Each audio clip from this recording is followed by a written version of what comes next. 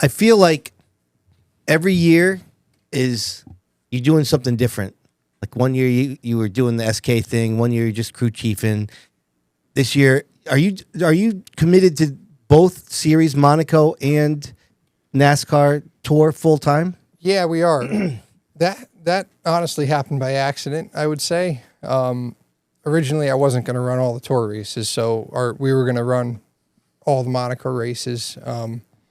And our plans changed a little bit. We've had some good runs, and we're going to run all the Tour races now, and none of them conflict. So I'm also going to run all the tri-track stuff. So between the two, I think it's 26 races, 16 and 10, and definitely keeps us busy. But I mean, whatever it takes to. I'm fortunate to be able to run these races, so whatever it takes, I'm going to do it the best I can. Yeah. And what about how did the thing with Rocco? How did that come about? That I mean, Dan and I were always pretty close. Yeah, Dan Avery. Yep. And Keith and I were always pretty good friends.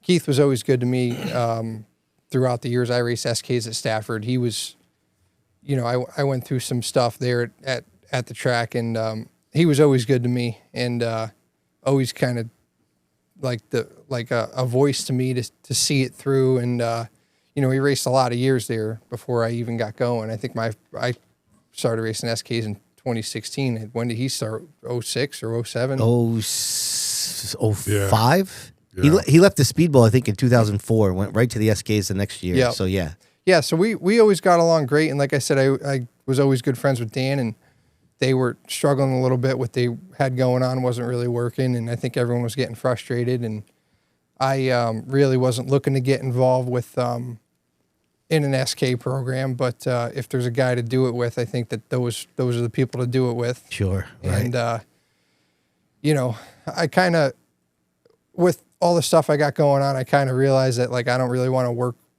with anyone or work for anyone that I don't think works as hard as we do.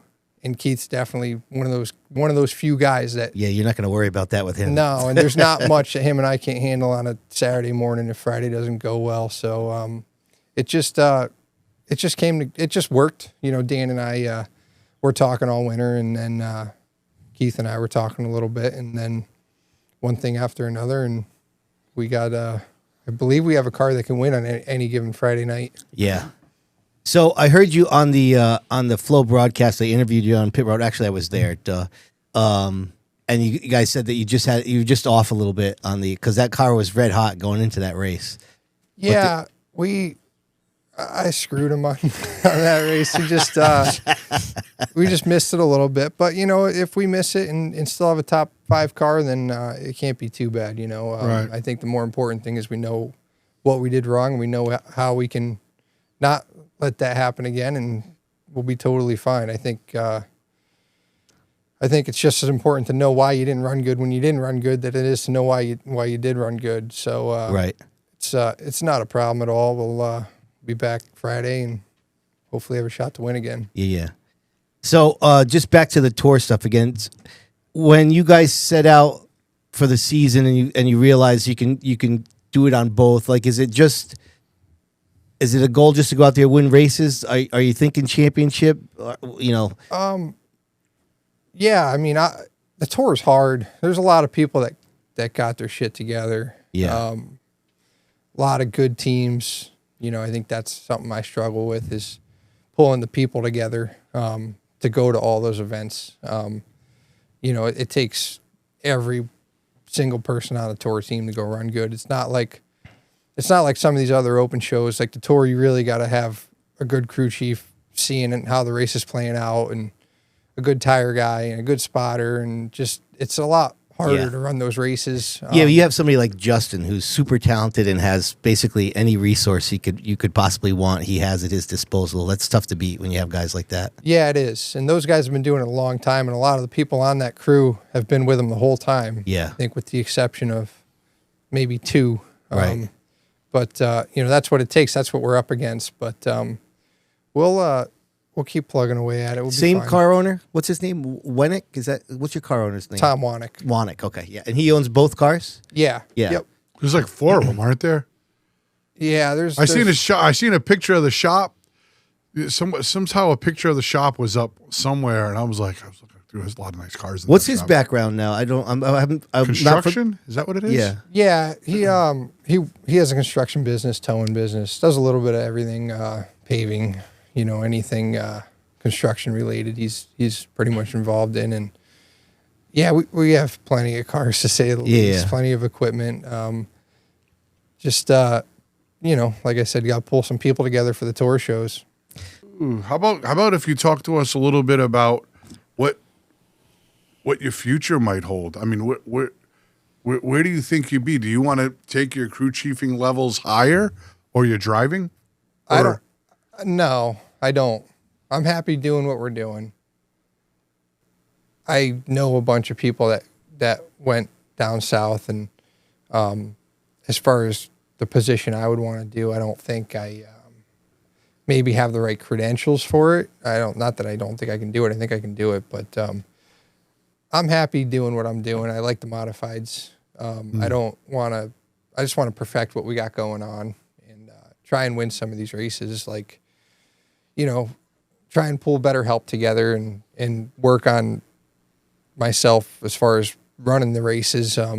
We always have good equipment and we're always fast. And I feel like there's some races I didn't win, I probably could have won. Just stuff like that I gotta work on. But no, I don't really care to go anywhere down south. Is your car owner at the track? I don't think I've ever met him. Is he at the track with you guys? He doesn't always come to the races, but he's starting to come more often. It's hard for him, he's in Pennsylvania, so it's... Oh, is he really? Yeah, like Stafford's probably 5.5 hours for him. Damn. Okay. So who crew chiefs for you? I mean, do you kind of crew chief yourself? Dude, his girl is the tire specialist at White Mountain. Why don't you tell us about that? Yeah, she does anything. She's pretty good, pays attention. I think she likes the cars more than me, but yeah, I don't know. I mean, I crew chief from the seat a lot of times, do my own tires. Everything that is going on, I know what's going on, like, on race day. But, she's a tremendous help with, she takes great notes, and she does the tires with me, writes everything down. And, my dad crew chiefs essentially, but again, I end up doing a lot of it from the seat just because I know what I'm feeling. I know what I want them to change, and it's definitely a lot on me, like those races. With your dad, he's kind of been with you the whole time, so there's got to be some sort of, that's got to be helpful. There's got to be some sort of like shorthand with him that you guys communicate just because of the father-son relationship. That's definitely got to be helpful, right? Yeah, I mean, I don't have to worry about if a bolt's tight. Stuff like that at the track. There's no questions in like, is our stuff safe or is it something going to fall off it? But as far as adjustments, I think he's kind of waiting on me for that just because I, relay what I'm feeling. Yeah, right. So maybe I did realize, but how next level the tour type stuff is. How do you go about, like if people were to come to you, let's just say I was a tire guy and I said, hey, Steve, listen, I want to be your tire guy.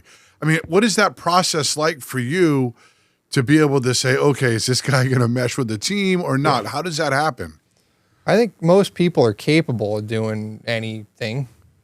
I would say majority of them are, but like it's wanting to be there, wanting to travel to these races and spend weekends away from their families, and that's what's tough about it. It's not so much doing the job. If I had somebody that would want to go to all the races with me, they could absolutely learn how to do tires and do them as well as I think I do them or do them better. It's just trying to find people to commit that you can work with over and over again to make them better. You can have a guy come in and help you 3-4 times a year. It really doesn't help you a whole lot. Right. Yeah, because I didn't know, because I always feel like the camaraderie on the team is very important. Mm-hmm. And if you have somebody, even if it's almost like running a business. Like, how do you handle those situations? I don't know if you've had that throughout your career, I'm sure, whether it was with the 179 or Bello, all these different teams you've worked for, when you have like these potential problems. How do you go about handling something like that as like an adult, like man-to-man type deal? Is that a tough thing for you to do? Or do you avoid those situations? No, I don't avoid them because the guys all gotta get better and understand why something went wrong, or we can't work together. Right. It's simple. But I'm definitely appreciative for everyone that helps me. But yeah, it's just hard to find people to click. Yeah. I figured as much because we go down racing with Brody down south, and it's so next level. Yeah. Like it's every car's a Fury or a Hamkey, and everything is so next level. And I think the wheel and tours like that. I mean, I'm to the point where I just wipe the car down. Whatever I can do, because I hate dirty rims and I hate dirty race cars. Yeah. So if I have to wipe the car down, and I do, but it's always so next level to me, and I don't know how you get people to commit to that type of racing. I mean, do you actually? So I'm just curious. Do most of these? I feel like everybody gets paid now. It wasn't like it was back in the day. Everybody volunteered. Does everybody get paid? I don't know. That's a tough question because no one really will give you a straight answer on that. We don't. You might get $100 for some fuel. There and back and and whatnot per person. But no, I mean to pay people a competitive full day pay times 10, 12 people. We don't do that, and It's crazy. I think there is some teams that might do that. I don't know, but I don't know if that's what it takes. But it's just it's definitely difficult.